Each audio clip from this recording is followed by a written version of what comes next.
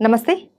Welcome to I dream. నేను మహేశ్వరి. మనతో పాటు ఉన్నారు ప్రముఖ radiation oncologist doctor Rammohan Reddy గారు. ఆయన దాదాపు 1,00,000 మందికి పైగా క్యాన్సర్ పేషెంట్లకు విశేషమైన వైద్య సేవలను అందించే వారికి పునర్జన్మనిచ్చారు. అలాగే 2016లో బ్రెస్ట్ క్యాన్సర్‌కి సంబంధించి కూడా చాలా మందికి క్యూర్ చేసి వారు గిన్నిస్ బుక్ ఆఫ్ వరల్డ్ రికార్డ్‌లో కూడా స్థానం సంపాదించారు. ఈరోజు మనతో పాటు ఉన్నారు ఆయన. అసలు బ్రెస్ట్ క్యాన్సర్ అంటే ఏంటి? ఇది ఎవరికి వస్తూ ఉంటుంది? వస్తే వాళ్ళని ఎలా ట్రీట్ చేయాలి? వీటి గురించి సార్‌ని అడిగి తెలుసుకుందాం. నమస్తే సార్. నమస్తే మహేశ్వర్ గారు. సార్ చాలామంది బ్రెస్ట్‌లో ఏదైనా చిన్న చేంజ్ కనపడినా మాకు బ్రెస్ట్ క్యాన్సర్ ఉందేమో అని తెగ భయపడిపోతూ ఉంటారు. ఈ బ్రెస్ట్ క్యాన్సర్ ఒక కామన్ మెన్ ఎలా ఐడెంటిఫై చేయాలి?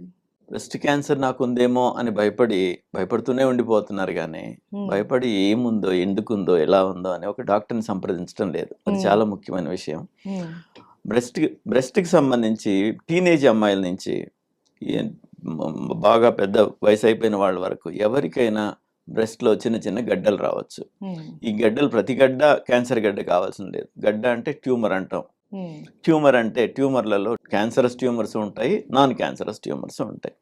చిన్న వయసులో ఉండే వాళ్ళకి యూజువల్గా ఫైబ్రో అడినోమాస్ అనేవి కామన్. హ్మ్. మధ్య వయసులో వాళ్ళకి ఫైబ్రో అడినోసిస్ అనేది కామన్. హ్మ్. ఇవి రెండు కాకుండా బ్రెస్ట్లో సిస్ట్లు వెరీ కామన్, అంటే వాటర్ ఫిల్డ్ క్యావిటీస్ ఉంటాయి. ఓకే. ఇవన్నీ నాన్ క్యాన్సరస్. హ్మ్. కాకపోతే వీటిల్లో కొన్ని క్యాన్సరస్గా మారే అవకాశం ఉంటుంది. కాబట్టి ఎర్లియస్ట్ మనకు ముందుగా అనుమానం రాగానే ఇది వివరంగా ఇది ఏంటని చూసుకోవడం, డాక్టర్ని సంప్రదించి సలహా తీసుకుని వైద్యం చేయించుకోవడం చాలా ముఖ్యం. అయితే సార్ ఇది బ్రెస్ట్ క్యాన్సర్ అవునా కాదా అన్నది ఎలా డయాగ్నోస్ చేయాలంటారు? బ్రెస్ట్ క్యాన్సర్ అవును కాదని చెప్పాలంటే ముఖ్యంగా డయాగ్నోసిస్ అనేది ఆబ్వియస్గా ఎవిడెన్స్ బేస్డ్గా తీసుకుంటాం మేము. మొట్టమొదట అనుమానం రాగానే వైద్యుని సంప్రదించడం ముఖ్యమైనది. వైద్యుని సంప్రదించిన తర్వాత వైద్యులు ఏం చేస్తారంటే 35 సంవత్సరాల లోపల వాళ్ళైతే ultrasound examination of the breasts, అంటే అల్ట్రాసౌండ్తోని బ్రెస్ట్ ఎగ్జామినేషన్ చేస్తారు.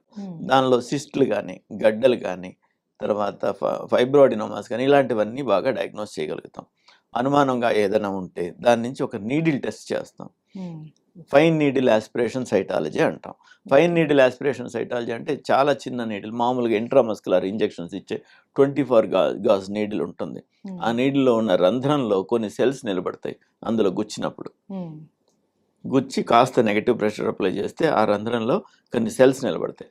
ఆ సెల్స్ని మైక్రోస్కోప్లో ఎగ్జామినేషన్ చేసి, స్టెయినింగ్ చేసి, మైక్రోస్కోప్లో ఎగ్జామినేషన్ చేసి క్యాన్సరస్ ఉండే అవకాశం ఉంది అనుకుంటే ఫర్దర్ ఎగ్జామినేషన్ చేస్తాం. ఓకే.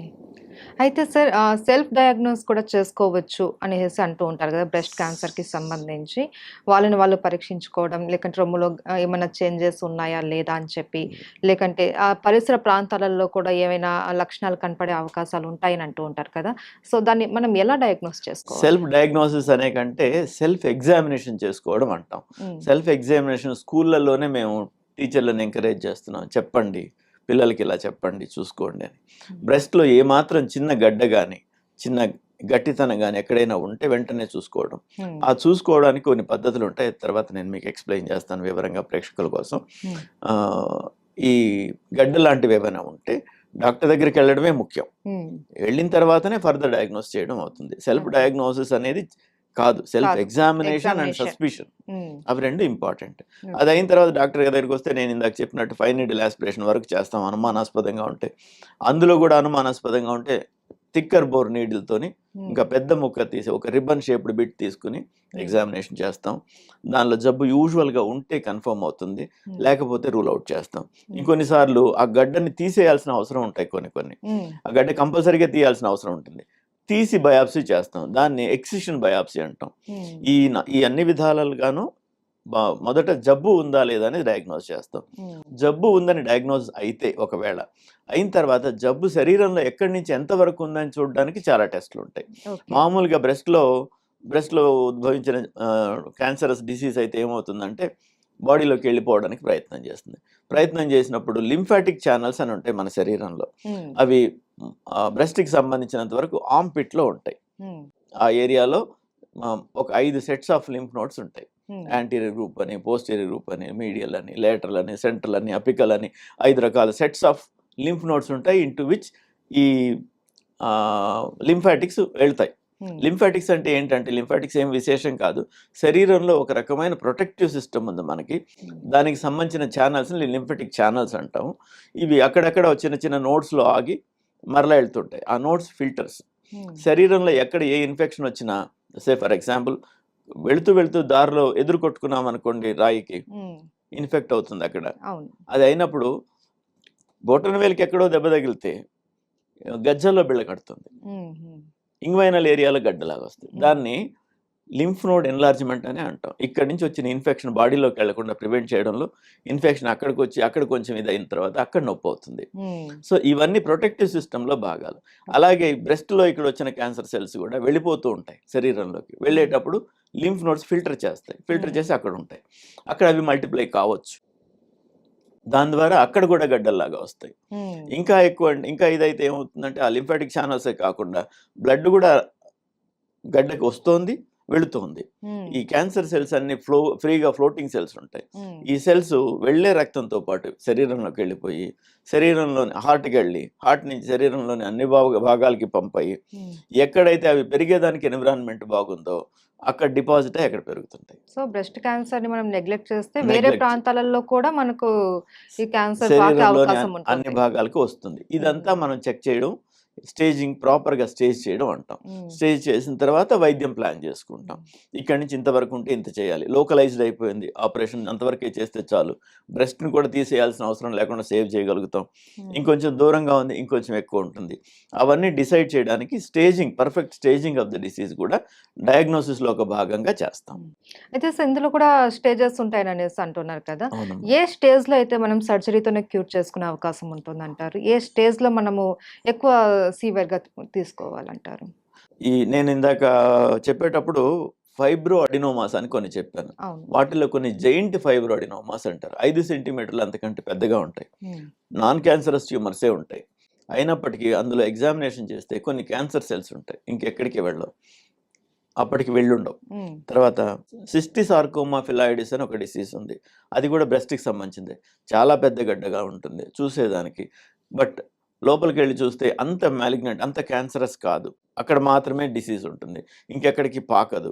అలాంటివి giant fibroadenomas where there is cancerous transformation. ఫైబ్రోఅడినోమాలలో క్యాన్సర్ ట్రాన్స్ఫర్మేషన్ అవుతూ ఉంటే అందులో తీస్తాం, దాన్ని స్టేజ్ 0 అంటాం.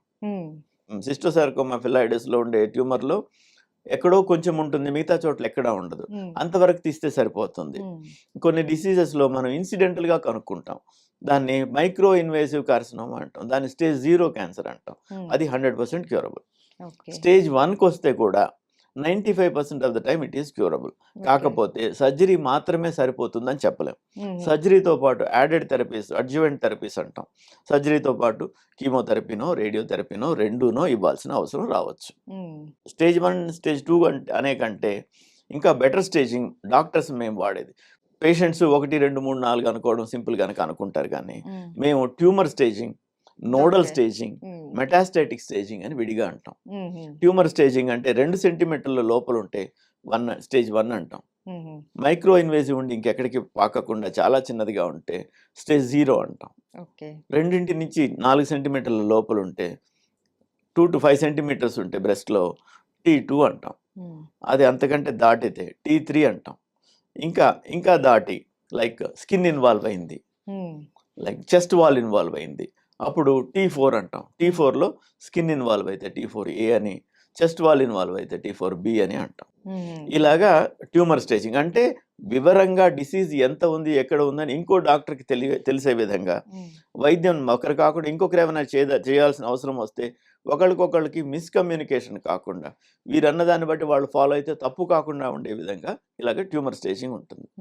నోడల్ స్టేజింగ్ కూడా అంతే. నోడ్స్ ఇన్వాల్వ్ కాలేదు, N0 అంటాం. నోడ్స్ ఇన్వాల్వ్ అయ్యాయి, N1 అంటాం.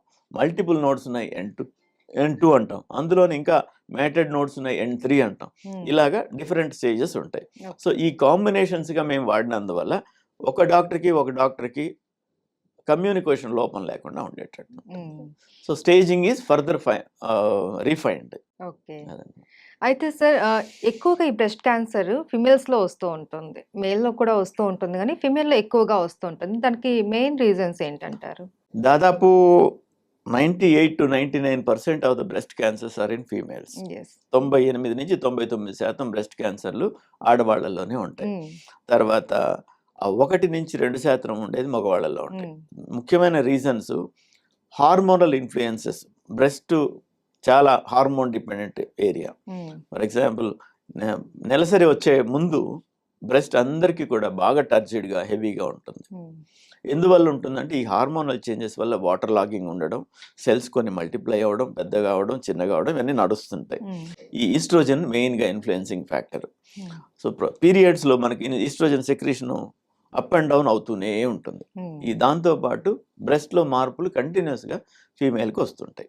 ఇంకొకటి, బ్రెస్ట్ వాల్యూము ఫీమేల్లో చాలా ఎక్కువగా ఉంటుంది. It is grams. మామూలుగా మెన్లో తీసుకుంటే 1 to 5 grams ఉంటుంది. Like a small button under the nipple ఉంటుంది. అది అంత చిన్న బ్రెస్ట్ టిష్యూ మేల్లో ఉంటుంది. అదే ఫీమేల్లో తీసుకుంటే సో ఎక్కువ వాల్యూమ్నెస్గా ఉంటుంది. బికాస్ దానికి ఒక పర్పస్ ఉంది ఫీమేల్లో. పాల ఉత్పత్తి గ్రంథులు అవి.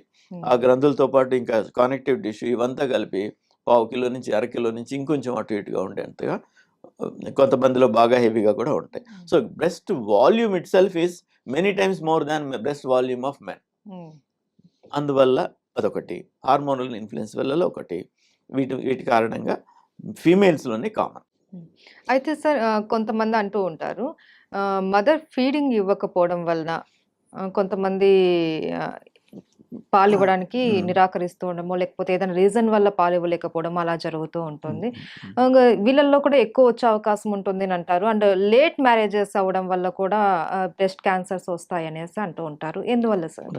క్యాన్సర్ గురించి, యాక్చువల్గా బ్రెస్ట్ క్యాన్సర్కి కారణాలు ఏంటి అన్న దగ్గరకు వస్తే, ఇది కారణం అని చెప్పేదానికి లేకున్నప్పటికీ కొన్ని కారణాల వల్ల ఎక్కువ వస్తుంది.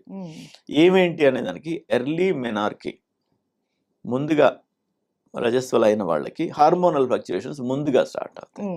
లేట్ మెనోపాజ్ వాళ్ళకి అంతే. లేట్ చైల్డ్ బర్త్ ఒకటి, నన్స్కి, వీళ్ళందరికీ కామన్, వీళ్ళందరికీ ఎక్కువ. దట్ మీన్స్ ఈ హార్మోనల్ ఇన్ఫ్లుయెన్సెస్ అట్లీస్ట్ ఈ ప్రెగ్నెన్సీ ఇవన్నీ వచ్చినప్పుడు కొన్నాళ్ళు డిఫరెంట్ స్టేజ్లో లాక్టేషన్లో ఉండడం, ఇట్లాంటి కారణాలు కొన్ని. ఈ విధంగా ఈ ఫ్లక్చువేషన్స్ మూలంగా కూడా ఇలా ఉంటుంది. Early menarche, late menopause, late age at child birth, no child birth, పిల్లలు లేకపోవడం, నల్లిపారస్ అంటాం వాళ్ళని. తర్వాత ఫస్ట్ చైల్డ్ బర్త్ లేట్గా కావడం, తర్వాత మెనార్కీ ముందుగా కావడం, మెనోపాజ్ లేట్గా కావడం, ఇవన్నిటి వల్ల కామన్. మన వేడి ప్రాంతాల్లో ఇంకొంచెం మోర్ కామన్, చల్లటి ప్రాంతాల్లో కంటే. ప్రాంతాన్ని బట్టి కూడా ఉంటుంది. చల్లటి ప్రాంతానికంటే వేడి ప్రాంతాల్లో మోర్ కామన్. ఇంకా మన డైటరీ హ్యాబిట్స్, అంతకుముందు హై రోవేజ్ డైట్ అనేవాళ్ళు, అంటే పీచు పదార్థం బాగా ఎక్కువగా ఉండే నార్మల్ ఫుడ్స్ మనం తీసుకునేవాళ్ళం. ఇప్పుడు అలాంటివన్నీ తక్కువగా ఉండే నాన్ ఫైబర్ డైట్ ఎక్కువ, రీఫైన్డ్ డైట్స్ ఎక్కువ, రీఫైన్డ్ ఆయిల్స్ ఎక్కువ, రీఫైన్డ్ షుగర్స్ ఎక్కువ, ఇవన్నీ తీసుకోవడం వల్ల ఇంకొంచెం పెరుగుతుంది. తర్వాత అంతకుముందు మన యాటిట్యూడ్ ప్రకారం మనం అన్ని పనులు ఆడమగ తేడా లేకుండా అందరం చేసుకునేవాళ్ళం. ఇప్పుడు అన్ని మిషన్లు చేసి పెడితే మిషన్లు స్విచ్లు వేస్తున్నాం మనం. సో అన్ని స్విచ్లు వేస్తున్నందువల్ల మన లైఫ్ స్టైల్ మామూలుగానే సెడెంటరీ అయిపోయింది. On top of that women are also working now. స్త్రీలు కూడా చాలా ఉద్యోగాలు చేస్తున్నారు, మంచి మంచి పెద్ద పెద్ద ఉద్యోగాలు చేస్తున్నారు. ఏ ఉద్యోగం చేసుకున్నా కుర్చీలో కూర్చున్న తర్వాత చేస్తాం. సో కుర్చీలో కూర్చున్న తర్వాత చేసే ఉద్యోగాన్ని సెడెంటరీ ఉద్యోగం అని అంటాం. బ్రెయిన్ పనిచేస్తుంది, చేతులు పనిచేస్తే చేయొచ్చు, శరీరం మాత్రం ఖాళీగా ఉంటుంది. ఇలాగా ఒబిసిటీ రావడం, ఇవన్నీ కూడా ఈ క్యాన్సర్ ఎక్కువ అవడానికి కారణం. ప్రపంచవ్యాప్తంగా క్యాన్సర్ బ్రెస్ట్కి సంబంధించి ఈ మధ్య తగ్గుముఖం పడితే మన దగ్గర మాత్రం ఇంకా ఎక్కుతూనే ఉంది. దట్ ఈజ్ మనం వెస్ట్రన్ హ్యాబిట్స్ అలవాటు చేసుకుంటున్నాం, వాళ్ళు భయపడి పద్ధతులు మార్చుకుంటున్నారు. అయితే ఈ ఆహారపు అలవాట్లు కూడా వీటి మీద చూపిస్తాయంట. చాలా అమ్మా. అయితే సార్, ఇప్పుడు బ్రెస్ట్ క్యాన్సర్ ఏదైనా ఒక బ్రెస్ట్కి వచ్చినప్పుడు దానికి మీరు సర్జరీ చేసో, లేకంటే థెరపీ, రేడియేషన్ థెరపీ, కీమోథెరపీ ఇలా ఇచ్చి దాన్ని తగ్గించడము, పూర్తిగా క్యూర్ చేయడము జరిగిన తర్వాత కూడా ఇంకొక సైడ్ బ్రెస్ట్కి కూడా వచ్చే అవకాశాలు ఉంటాయా? ఉంటాయమ్మా. మామూలుగా కంటే కాస్త ఎక్కువ ఉంటాయి. మామూలుగా ఈరోజు ఉన్న పరిస్థితుల్లో భారతదేశంలో ప్రతి సంవత్సరం దాదాపు 14 నుండి 15 లక్షల కొత్త బ్రెస్ట్ కేసులు డయాగ్నోజ్ అవుతున్నాయి. ప్రతి నిమిషము ఒక కొత్త కేసు డయాగ్నోస్ అవుతుంది. ప్రతి 3-4 నిమిషాలకి ఒక పేషెంట్ చనిపోతున్నారు బ్రెస్ట్ క్యాన్సర్ మూలంగా. 13-14 లక్షల బ్రెస్ట్ క్యాన్సర్స్ డయాగ్నోస్ అవుతుంటే అందులో 4.5 లక్షల మంది స్థిరంగా చనిపోతున్నారు. అది ఒకటి, డయాగ్నోసిస్ లేట్ కావడం ఒకటి, అండ్ వైద్య సదుపాయాలు సరిగా ఉండకపోవడం ఒకటి, వైద్యుడిని తొందరగా ఇన్ టైం అప్రోచ్ కాకపోవడం ఒకటి, ఇవన్నీ రీజన్. సో ఇలాగా అవుతోంది. అంటే ఇప్పుడు ఒక బ్రెస్ట్‌కి వచ్చినప్పుడు దాన్ని మీరు బ్రెస్ట్ సర్జరీ లేకపోతే థెరపీలతో క్యూర్ చేసిన తర్వాత ఇంకొక సైడ్ కూడా వచ్చే అవకాశాలుంటాయా? ఇంకో సైడ్ కూడా బ్రెస్ట్ ఉంది గనక కొత్తగా అంటే ఈ డిసీజ్కి రిలేటెడ్ లేకపోతే కూడా రిమైనింగ్ బ్రెస్ట్ మామూలుగానే బ్రెస్ట్ క్యాన్సర్ వచ్చే అవకాశం ఉంటుంది కదా. అది ఇంకోటి చెప్పదలుచుకుంది ఏంటంటే అది ఓవర్లుక్ అయింది. ప్రతి ఎట్ ద ఏజ్ ఆఫ్ 25 సంవత్సరాల అమ్మాయిని తీసుకుంటే ప్రతి 20,000 మందిలో ఒక్కరికి బ్రెస్ట్ క్యాన్సర్ ఉండే అవకాశం ఉంది. 20,000 మంది. ప్రతి 20,000 మందిలో ఒక్కరికి బ్రెస్ట్ క్యాన్సర్ ఉండే అవకాశం. అదే 80 సంవత్సరాల వయసు వాళ్ళని తీసుకుంటే ప్రతి 8 మందిలో ఒకరికి క్యాన్సర్ ఉండేదానికి ఆస్కారం ఉంది. ప్రతి వయసు పెరిగే కొద్దీ క్యాన్సర్ ఆఫ్ బ్రెస్ట్ ఇంక్రీజ్ అవుతోంది. సో వారు 10 ఏళ్ల కింద వైద్యం చేయించుకున్నారు, 10 ఏళ్ల తర్వాత 10 ఏళ్ల వయసు అయిన బ్రెస్ట్ ఉంటుంది, అందులో పాసిబిలిటీ ఎక్కువే కదా. అలా ఉండడం వల్ల వచ్చేది సహజంగా ఒకటి. అది కాకుండా కూడా ప్రీవియస్గా ఒక బ్రెస్ట్లో ట్రీట్ చేసిన వాళ్ళలో రెండో బ్రెస్ట్లో క్యాన్సర్ వచ్చే అవకాశం 5-10% ఇంక్రీజ్ అవుతుంది. ఓకే. అయితే సార్ వయసు పెరిగే కొద్దీ మనకి బ్రెస్ట్ క్యాన్సర్ వచ్చే అవకాశాలు ఎక్కువగా ఉన్నాయనేసి అంటున్నారు కదా. దీనికి మనం ఏ ఏజ్‌లో మనం ముందుగా డయాగ్నోస్ చేసుకోవడానికి ఏమైనా టెస్టులు చేయించుకోవడం అలాంటివి ఏమైనా ఉన్నాయా? అండర్ 30 కంటే ముందు వయసులో ఏదైనా అనుమానంగా ఉంటే బ్రెస్ట్ క్లినికల్ ఎగ్జామినేషన్ చేసుకోవడము, అందులో అనుమానంగా ఉంటే సోనోమామోగ్రఫీ అని చేస్తాం.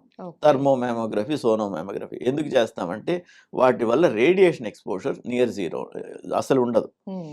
అండ్ మ్యామోగ్రఫీ అని ఇప్పుడు మ్యామోగ్రఫీ చేస్తున్నాం, అది 35 దాటిన వాళ్ళలో చేస్తాం. వెస్ట్రన్ కమ్యూనిటీస్లో 40 తర్వాత చేస్తారు, మనం వేడి ప్రాంతాలు కనుక మనం 35 నుంచే మనం చేస్తాం. అదొకటి. మనకు మెనార్కి కొంచెం ఎర్లీ ఏజ్లో కూడా ఉంటుంది మన వాళ్ళకి, అందుమూలంగా కూడా కొంచెం ముందుగా 35 నుంచే చేస్తాం. ప్రతి సంవత్సరం చేయాలని అమెరికన్ సొసైటీ ఆఫ్ ఆంకాలజీ వాళ్ళు చెప్తారు. ప్రతి సంవత్సరం మనం కూడా చేయాలి లెక్క ప్రకారం. బట్ అన్నీ నార్మల్గా ఉంటే ప్రతి 3 ఏళ్లకి మారుస్తాం దాన్ని. ఎప్పటిదాకా చేయాలి, ఏ వయసు వరకు చేయాలి, ఇంకో 3-4 ఏళ్లలో చనిపోతాం అనేంత వయసు వచ్చేంత వరకు ఒకటి, లేదంటే నాకేమైనా వచ్చినా ఇంకా వైద్యం వద్దు అనుకునే వయసు వచ్చినాక ఒకటి. So long period every 1 year western communities ప్రకారం వాళ్ళ స్టాండర్డ్స్ ప్రకారం, మన ఇదిన ప్రకారం అన్ని నార్మల్ ఉండేవాళ్ళకి ప్రతి 3 ఏళ్లకు ఒకసారి బ్రెస్ట్ క్యాన్సర్కి మ్యామోగ్రఫిక్ స్క్రీనింగ్ చేయాలి. మ్యామోగ్రఫిక్ స్క్రీనింగ్లో 2 చేస్తాం, థర్మోమామోగ్రఫీ అని అండ్ ఎక్స్రే మ్యామోగ్రఫీ అని 2 చేస్తాం. ఇప్పుడు digital x-ray mammography, 3 dimensional digital x-ray mammography ఇవన్నీ వచ్చినాయి. వీటి మూలంగా రేడియేషన్ ఎక్స్పోజర్ బాగా తక్కువ అవుతుంది. ఈ కాంబినేషన్ చేయడం వల్ల కనుక్కునేదానికి అవకాశం, బ్రెస్ట్ క్యాన్సర్ కనుక్కునేదానికి అవకాశం, చేతికి తగలకుండా డాక్టర్ కూడా మిస్ అయ్యే దగ్గర కూడా 45% పెరుగుతుంది. 45%. అందువల్ల అది చేయడం చాలా ఇంపార్టెంట్. అండ్ సార్ మనం ఇందాక మాట్లాడుకున్నాము ఫిమేల్లో రావడానికి చాలా రీజన్స్ ఉన్నాయనేసి చెప్పారు. అయితే మేల్‌లో రావడం చాలా తక్కువ అన్నారు కదా. వాళ్ళలో ఎందుకు వస్తుందంటారు? ఆ తక్కువ వచ్చే వాళ్ళలో కూడా రీజన్స్? ఇవి మేల్‌లో ఏమేమి ఇంప్లాయ్ అవుతాయి, ఫిమేల్‌లో ఏమేమి ఇంప్లాయ్ అవుతాయి అవన్నీ ఉన్నాయి. సెడెంటరీ లైఫ్ స్టైల్, ఇవన్నీ ఆల్కహాల్ కూడా ఉంటుంది కొంత ఇన్ఫ్లుయెన్స్. తర్వాత ఏజ్ తర్వాత ఈ మేల్ డామినెంట్ హార్మోన్స్ ఏమైతే ఉన్నాయో, ఆండ్రోజన్స్ ఏవైతే ఉన్నాయో అవి పనిచేయడం తగ్గిపోతాయి. Then female kind of hormones కూడా హ్యూమన్ బీయింగ్లో ఉంటాయి, మ్యాన్లో కూడా ఉంటాయి. They take little upper hand, అదొకటి. అండ్ బ్రెస్ట్ వాల్యూమ్ కూడా యాజ్ ద ఏజ్ ఇంక్రీజెస్ ఆ బటన్ సైజ్ నుంచి కొంచెం పెరిగేదానికి ఆస్కారం ఉంటుంది ఆండ్రోజన్ ఇన్ఫ్లుయెన్స్ తగ్గినాక. ఇవన్నీ కారణాలు కాకుండా మనకు తెలియని ఏ కారణంతో బ్రెస్ట్ క్యాన్సర్ ఫీమేల్కి వస్తుందో అదే కారణంతో వీరికి కూడా వస్తుంది. మనకి అన్ని కారణాలు తెలియదు. వీటినన్నిటిని మనం క్రోడీకరించి మనం చేసిన వివరమైన స్టడీస్ను బట్టి ఇవి కావచ్చు, వీటి వల్ల పెరుగుతోంది, ఇవి ఉంటే జాగ్రత్తగా ఉందామని చూస్తున్నామే కానీ ఫలానా కారణం అని ఇంకా మాకు తెలియదు. ఓకే. సో, మేల్ అయినా, ఫీమేల్ అయినా ఎవరికైనా సరే క్లినికల్ ఎగ్జామినేషన్ అన్నది ఆ చాలా మెమోగ్రమీ, ఇంపార్టెంట్. అనోగ్రఫీ అనేది కంపల్సరీ చేయించుకోవాలి. మేల్‌కి ఏమైతుందంటే చిన్న బ్రెస్ట్ అంత బటన్ అంత చిన్న ఇది కాబట్టి కొంచెం తేడా రాగానే వాళ్ళకి తెలిసిపోతుంది. హ్మ్. స్టేజ్ టు స్టేజ్ ట్రీట్మెంట్ కూడా వాళ్ళకి వీళ్ళకి ఒకటే. ఓకే. మిగతావన్నీ సేమ్ ఉంటాయి. హ్మ్. అంచేత కనుక్కోవడం ఈజీ. కనుక్కున్న తర్వాత వాళ్ళు దాచుకోకుండా ఉండాలి అంతే. ఓకే. ఓకే. సార్ ట్రీట్మెంట్ విధానం ఎలా ఉంటుంది సార్ బ్రెస్ట్ క్యాన్సర్‌కి? ట్రీట్మెంటు స్టేజింగ్ చేసిన తర్వాత ఎక్కడి నుంచి ఎక్కడి దాకా డిసీజ్ ఉందనే దానికోసం రకరకాల టెస్టులు. స్టేజింగ్ చేయడంలోనే ఒక సినారియో ఆఫ్ టెస్టులు ఉంటాయమ్మా. హ్మ్. మామూలుగా కంప్లీట్ బ్లడ్ పిక్చర్ అని ఒకటి చేస్తాం. హ్మ్. బ్లడ్‌కి సంబంధించి ఎక్కడ ఏ ప్రాబ్లమ్ ఉన్నా చూడడానికి అది. రీనల్ ఫంక్షన్స్ అని ఒకటి చేస్తాం. అనస్థీషియా అవన్నీ ఇచ్చి వైద్యం చేసేటప్పుడు, ఇంకేమైనా కీమోథెరపీలు అవన్నీ పెట్టేటప్పుడు ఈ కిడ్నీస్ దెబ్బతిన్నాయా, ఆల్రెడీ దెబ్బతిన్నాయా, బాగున్నాయా అని చూసుకోకుండా చేయకూడదు. అందుకోసం అవి చేస్తాం. హ్మ్. లివర్ ఫంక్షన్స్, లివర్ ఎలా ఉంది, లివర్‌లో ఇంకేమైనా ప్రాబ్లమ్స్ ఉన్నాయి, ఇవన్నీ చూడడం ఒకటి. హ్మ్. ఇవన్నీ అయిన తర్వాత బ్లీడింగ్ డయాసిస్ ఏమైనా ఉన్నాయా అంటే కొంతమందికి తాకితే కూడా బ్లీడింగ్ కంటిన్యూస్ అవుతుంటుంది. అవి హ్మ్. For some reason. ఆ రీజన్స్ ఏమన్నా ఉన్నాయని చూస్తాం. రేపు ఆపరేషన్ చేసినప్పుడు బ్లీడ్ అవ్వకూడదు కదా పేషెంట్‌కి, అవన్నీ చూస్తాం. దాని తర్వాత ఒక ఛాతీ ఎక్స్‌రే చేసుకుంటాం. హ్మ్. అంటే మత్తు ఇచ్చినప్పుడు ఎలా తట్టుకుంటారో అనే దానికోసం కార్డియాక్ అసెస్మెంట్ చేసుకుంటాం. హ్మ్. మత్తిచ్చి ఒక గంటో, 2 గంటలో ఉంచి ఆపరేషన్ చేస్తాం కదా! హ్మ్. అవి చూడడానికి మత్తు డాక్టర్ గారు ఇవన్నీ అసెస్ చేసుకొని ప్రీ అనస్థెటిక్ చెకప్ అంటాం దాన్ని. అది చేయించి యెస్ అంటారు. వైరాలజీ టెస్టులు కొన్ని చేసుకుంటాం.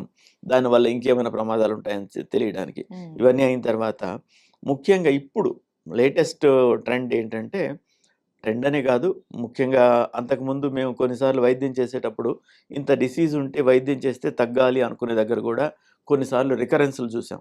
హ్మ్. ఎందుకు అని మాకు కారణం తెలియకుండా ఉన్నది. ఇప్పుడు పెట్ సిటీ స్కాన్ అని ఒకటొచ్చింది. హ్మ్. ఆ పెట్ సిటీ స్కాన్ ద్వారా ఏంటంటే 2 మిల్లీమీటర్ల కంటే పెద్ద జబ్బు ఎక్కడ శరీరంలో ఉన్నా గానీ దాన్ని కనుక్కునే దానికి ఆస్కారం ఉంది. ఈ హ్మ్. స్టేజింగ్ టైంలోనే అది చేసుకుంటే బ్రెస్ట్‌లో నుండి యాక్సిలా వరకు వచ్చిందా? ఇంకెక్కడికైనా పాకిందా? ఇంకేమైనా ఉందా? అవన్నీ వివరంగా తెలుస్తాయి. దాన్ని బట్టి ట్రీట్మెంట్ ప్లాన్ చేసుకోవడానికి. ఫర్ ఎగ్జాంపుల్ దూరంగా పాకిపోయిందనుకోండి, హ్మ్. ఆపరేషన్ వెంటనే చెయ్యరాదు. బాగా దూరంగా పాకిపోయింది. ఏం చేసినా గానీ కీమోథెరపీ ఇచ్చి కొంతకాలం నయం చేయొచ్చు అనే అవకాశం ఉన్నప్పుడు అది మాత్రమే చేస్తాం. ఓకే. కొంత కీమోథెరపీ ఇస్తే ష్రింక్ అవుతుంది. దాని తర్వాత ఆపరేషన్ చేసే అవకాశం ఉందనుకుంటే కీమోథెరపీ ఇచ్చి ష్రింక్ చేసి దాని తర్వాత ఆపరేషన్ చేయగలిగితే మంచిదనుకుంటే అలా చేస్తాం. హ్మ్. ఇంకేదైనా వైద్యం చేస్తే ఇంకొంచెం తగ్గితే దాని తర్వాత ఆపరేట్ చేయొచ్చు అనుకుంటే అలా చేస్తాం. హ్మ్. సో, వెనక నుంచి ముందుకొస్తున్నాను నేను. హ్మ్. హైయెస్ట్ డిసీజ్ ఉంటే కీమోథెరపీ లాంటివి హ్మ్. చేసుకుంటాం. థెరపీలు తర్వాత సర్జరీ. నొప్పి విపరీతంగా ఉందంటే రేడియేషన్ ద్వారా కొంత నొప్పి తగ్గేలా చేసుకుంటాం. ఇంకొంచెం తక్కువ డిసీజ్ ఉందంటే కీమోథెరపీ గానీ, రేడియోథెరపీ గానీ ఇచ్చి హ్మ్. జబ్బు షింక్ అయ్యేలాగా చేసి, దాని తర్వాత ఆపరేట్ చేసి, దాని తర్వాత దాన్ని తీసిన స్పెసిమెన్ మరలా ఎగ్జామినేషన్ చేసుకొని, ఏమైనా మందులు స్పెసిఫిక్‌గా పనిచేస్తాయో తెలుసుకొని, కొన్ని ఇమ్యునోథెరపిక్ ప్రొసీజర్స్ కూడా ఉంటాయి. అలాంటియేమన్నా చేస్తే మంచిదా చూసుకొని అవి చేస్తాం. హ్మ్. ఇంకా ఎర్లీగా ఉంది, బ్రెస్ట్ మొత్తం తీసేస్తే సరిపోతుందనుకుంటే బ్రెస్ట్ మొత్తం తీయడం. బ్రెస్ట్ మొత్తం తీస్తే కూడా యాక్సిలా క్లియరెన్స్ చేయాలి. హ్మ్. ఎందుకంటే they are first filters of disease. Hmm. First ఫిల్టర్స్‌లో జబ్బుందా లేదా చూసుకొని మిగతాయి ప్లాన్ చేయడానికి. మాస్టెక్టమీ, మోడిఫైడ్ రాడికల్ మాస్టెక్టమీ అంటాం. హ్మ్. బ్రెస్ట్ రిమూవ్ చేస్తూ, బ్రెస్ట్‌తో పాటు ఈ చంకల్లో ఉన్న లింఫ్ నోడ్స్‌ని క్లియర్ చేసి ఎగ్జామినేషన్ చేయడం. ఓకే. అదయిన తర్వాత ఇంకా కొంచెం ఎర్లీ డిసీజ్ ఉంది. బ్రెస్ట్ తీయాల్సిన అవసరం లేకుండానే సేవ్ అయిపోతారు. హ్మ్. వర్కింగ్ వుమెన్, బయటికెళ్ళేవాళ్ళు, దట్ ఈస్ సోషల్‌గా వాళ్ళకి స్టిగ్మా ఉంటుంది. అవును. వాళ్ళకి కాన్ఫిడెన్స్ లెవెల్స్ మారుతుంటాయి. అలా హ్మ్. కాకుండా ఎర్లీ డిసీజ్ ఉన్నప్పుడు అంతవరకే తీసి, ట్యూమర్ మాత్రం విత్ చిన్న మార్జిన్ తీసేసి, హ్మ్. క్వాడ్రాంటెక్టమీ అంటాం, వైడ్ లోకల్ ఎక్సిషన్ అంటాం, ఇలాంటివి చేసి, అవసరమైతే సెంటినల్ నోడ్ బయాప్సీ అని యాక్సిలాలో నుంచి ఒక నోడ్ తీసి ఉందా లేదా అని చూసి, హ్మ్. అంత లిమిటెడ్ సర్జరీ చేసి బ్రెస్ట్ సేవ్ చేసుకుంటాం. హ్మ్. బ్రెస్ట్ సేవ్ చేసుకుని ఈ ఈ మిగతా ఏమైనా వైద్య విధానాలుంటే అప్పుడు ప్రొసీడ్ అవుతాం. హ్మ్. సో, సింపుల్ లంప్ తీయడం దగ్గర నుండి ఎక్స్టెండెడ్ రాడికల్ మాస్టెక్టమీ వరకు ఏదైనా చేయొచ్చు. హ్మ్. దాంతో పాటు a combination of chemotherapy, radiotherapy వాడాల్సిన అవసరం అవుతుంది. హ్మ్. అందుకే నేను ముందే మీకు చెప్పాను. క్యాన్సర్‌లో treatment always multi modal therapy. Hmm. Multi modes. ఒకటి కీమోథెరపీ, ఒకటి సర్జికల్, ఒకటి రేడియేషన్. ఇలాంటి మోడ్స్ అన్నీ మనం కంబైన్ చేసుకొని we get the best out of it. Hmm. ఈ వైద్య విధానాలన్నిట్లో నుంచి ఉత్తమమైన ఫలితాలని రాబట్టుకుంటాం. హ్మ్. అండ్ సార్ ఇంకొకటి ఏంటంటే చాలా మంది ఏంటినంటే ఈ బ్రెస్ట్ క్యాన్సర్ కావచ్చు, ఏ క్యాన్సర్ అయినా సరే వాళ్ళకు ఉన్నాది అని తెలిసిన తర్వాత దానికి ట్రీట్మెంట్ తీసుకోవాలి అంటే భయపడతారు. ఎందుకనంటే అవగాహన లేకపోవడమో, లేకపోతే ఆ రేడియేషన్ థెరపీనో, లేకపోతే కీమోథెరపీనో వీటి వల్ల ఇంకా ఎక్కువ సైడ్ ఎఫెక్ట్స్ రావడం ఇలా ఉంటాయి. దానికన్నా ఇలానే బతికినంత కాలం బ్రతుకుదాం. తర్వాత ఏదైతే అదవుతుంది అనేసి దేవుడి మీద భారం అనేసి అంటూ ఉంటారు చాలా మంది. సో, ఎందుకు ఇంత భయం నే ఎందుకుంటుంది? నేను వాళ్ళలో ఎలాంటి అవగాహన నేను తీసుకురావాలంటారు? కొన్ని చెప్తానమ్మా. వైద్యం చేయించుకోవడం, క్యూర్ అయ్యేదానికి ఆస్కారం ఉంది నంబర్ 1. హ్మ్. అందుకోసం చేయించుకోవాలి. హ్మ్. క్యూర్ అయ్యే ఆస్కారం లేకున్నా బ్రెస్ట్ క్యాన్సర్‌కొచ్చేటప్పటికి తప్పనిసరిగా వైద్యం చేయించుకోవాలి. ఎందుకంటే కాల్లో ముల్లు గుచ్చుకుందనుకుందాం. ముల్లు గుచ్చుకున్నప్పుడు నొప్పే కానీ దాని తర్వాత నొప్పేమి ఉండదు. హ్మ్. బట్ పాదం ఎక్కడైనా మోపామంటే మరలా నొప్పి. అవును. రైట్. అంటే ఆ బాధ ఉన్న చోట, ఇబ్బంది ఉన్న చోట కాస్త కదిలినా గాని నొప్పవుతుంది. హ్మ్. మనం ఊపిరి తీసుకోకుండా ఒక్క నిమిషం ఉండగలమమ్మా? ఉండలేము. ఉండలేము. ఒక హ్మ్. నిమిషం మహా అయితే యోగులు, ఇట్లాంటి వాళ్ళైతే ఇంకొక 5 నిమిషాలు ఉండగలుగుతారు. హ్మ్. దాని హ్మ్. తర్వాత లేదు. ప్రతి శ్వాసతోనూ ఈ చెస్ట్, రిబ్ కేజ్ అంటాం. ఇలా కదులుతుంది. హ్మ్. ప్రతి శ్వాసతోనూ ఊపిరితిత్తులు ఎక్స్‌పాండ్ అవుతాయి. కన్ చిన్నవవుతాయి. హ్మ్. ఈ విధంగా అయ్యేటప్పుడు ప్రతి క్షణం ఆ ముల్లు గుచ్చుకున్న దాన్ని కాల్లో కదిలిచ్చినట్టు ఉంటుంది. హ్మ్. అలాంటి కష్టం పడాల్సిన అవసరం లేకుండా ఉండేదానికి వైద్యం తప్పనిసరి. హ్మ్. తర్వాత కొన్ని వైద్యాలు ఈరోజు కంట్రోలే అవుతాయి. క్యూర్ కావు అని ఉంటే కూడా హ్మ్. రేపు క్యూర్ చేసేదానికి మందొచ్చింది. అవును. రేపు ఆ పేషెంట్ ఉంటే కదా రేపు క్యూర్ చేయగలుగుతాం. హ్మ్. రైట్. వైద్య నా నా శాస్త్రంలో నా ఎప్పుడైనా పర్స్ నా ఏమైనా పర్స్ నా జరగొచ్చు. పర్సనల్ ఎక్స్‌పీరియన్స్‌లోనే నేను చాలా మంది పేషెంట్స్‌ని చూసాను. హ్మ్. ఒక ఒక పేషెంట్ పేర్లు చెప్పకూడదు గనక చెప్పనండి. హ్మ్. 8 సెంటీమీటర్ల ట్యూమర్ ఉంది. 8 ఇంచుల ట్యూమర్ ఉంది ఓకే. అబ్డామెన్‌లో. ఆ! అది నాన్ క్యాన్సరస్ కాదు. అట్లని అది క్యాన్సరస్ ట్యూమరే. హ్మ్. కానీ అంత వైడ్‌గా స్ప్రెడ్ అవ్వలేదు. ఇంత హ్మ్. పెద్ద సైజ్ ఉన్నప్పటికీ. తీసేయాలి. తీసేసాం. తీసేసిన తర్వాత అప్పటికి రేడియేషన్ సొఫిస్టికేటెడ్ వేలో వచ్చింది 20 ఏళ్ల కిందట. హ్మ్. సొఫిస్టికేటెడ్ వేలో వచ్చింది. తీసేసినప్పుడు అంతా తీసేయలేకపోయాం. కొంత వదిలేయాల్సొచ్చింది. దానికి మెటాలిక్ క్లిప్స్ పెట్టుకొని మార్జిన్స్ మార్క్ చేసుకున్నాం. హ్మ్. ఎక్స్టర్నల్ బీమ్ రేడియేషన్ థెరపీ, అందులో ఇమేజ్ గైడెడ్ రేడియోథెరపీ అనే టెక్నిక్ ద్వారా ఇవ్వగలిగాం. క్యూర్ అయ్యారు పేషెంట్. హ్మ్. 15 సంవత్సరాలు బాగున్నారు. 15 సంవత్సరాల తర్వాత ఈ పాత ఆపరేషన్ మూలంగా హెర్నియా వచ్చింది. ఓకే. హెర్నియా ఆపరేషన్‌కి ఇంకొక హాస్పిటల్‌కెళ్లారు. అక్కడ వాళ్ళు ఇన్వెస్టిగేట్ చేస్తే హెర్నియా ఆపరేషన్ చేశారు. కానీ ఇన్వెస్టిగేషన్స్ నా దగ్గరికి తెస్తే మరలా నేను చూస్తే లివర్‌లో మెటాస్టాటిక్ డిపాజిట్స్ ఉన్నాయి. హ్మ్. 2.5 సెంటీమీటర్స్ ట్యూమర్ లివర్‌లో ఉంది. 20 ఏళ్ల కిందట ఆయనకి ట్రీట్మెంట్ చేసినప్పుడు ఇక్కడికొస్తే ఇంక చనిపోయినట్టే. లివర్‌లో వస్తే ఇంక పోయినట్టే అనుకునేవాళ్ళం. హ్మ్. 20 ఏళ్ల తర్వాత సెకండ్ టైమ్ జబ్బొచ్చి మరలా వచ్చినప్పుడు అక్కడ మరలా నీడిల్ బయాప్సీ చేసి కన్ఫర్మ్ చేసాం. కన్ఫర్మ్ చేస్తే అది డిసీజే. హ్మ్. శరీరంలో ఎక్కడైనా ఉందా అని చూస్తే ఎక్కడా లేదు. హ్మ్. సైబర్ నైఫ్ అనే రేడియోథెరపీ విధానం ద్వారా హ్మ్. రేడియో సర్జరీ అనే ప్రొసీజర్ చేసి ఆయన్ని క్యూర్ చేసాం హ్మ్. అప్పుడు. హ్మ్. దాని తర్వాత 10 ఇయర్స్ బాగున్నారు. 10 ఇయర్స్ తర్వాత ఆ 10 ఇయర్స్ కిందటి కూడా అదే ఆఖరి థెరపీ. ఇంకేం లేదు. హ్మ్. 10 ఇయర్స్ తర్వాత ఇప్పుడు రేడియో న్యూక్లియైడ్స్ అని కొన్ని ఇచ్చి హ్మ్. ట్రీట్మెంట్ చేయడం. లూటీషియం థెరపీ అంటాం. ఆ థెరపీ అనేది ఇప్పుడొచ్చింది. హ్మ్. ఆయనకి 10 ఏళ్ల తర్వాత మరలా 7 ఏళ్ల తర్వాత మరలా ఈ developed metastatic deposits in entire liver. Liver అంతా జబ్బొచ్చింది. హ్మ్. లివర్ అంతా జబ్బొస్తే లివర్ అంతా తీసేస్తే it is not possible to live. హ్మ్. సో, ఒక దగ్గర ఉంటే తీయగలిగి ఉండేవాళ్ళం గానీ, రేడియో సర్జరీ చేయడానికి కూడా ఒక చోట ఉంటే చేయగలుగుతాం గానీ, వేరే విధంగా చేయలేం. హ్మ్. ఇప్పుడు ఈ లూటీషియం థెరపీ అనేది ఆయనకి అందుబాటులోకి వచ్చింది. హ్మ్. He is again living. So, 25 ఏళ్ళు, 20 ఏళ్ళు అన్ని పనులు చేసుకుంటూ నార్మల్‌గా బతకడం అనేది వెరీ సింపుల్.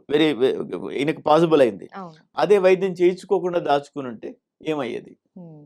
సో, ఇట్లాంటి పాసిబిలిటీస్ చాలా ఉన్నాయి గనుక వైద్యం చేయించుకోవడం అవసరం. ఒక్క సంవత్సరం బెనిఫిట్ వస్తుందన్నా, మేమిచ్చే లైఫు వాళ్ళ జబ్బుతో వాళ్ళ లైఫ్ కంటే మోర్ బెనిఫిషియల్, హ్మ్. మోర్ కంఫర్టబుల్, హ్మ్. మోర్ ప్రొడక్టివ్ ఉంటుంది. హ్మ్. బాధలు పడుతూ ఒక సంవత్సరం బతకడం వేరే, కంఫర్టబుల్‌గా ఒక సంవత్సరం బతకడం వేరే. ఆ తేడా వైద్యం చేయించుకున్నందువల్ల వస్తుంది.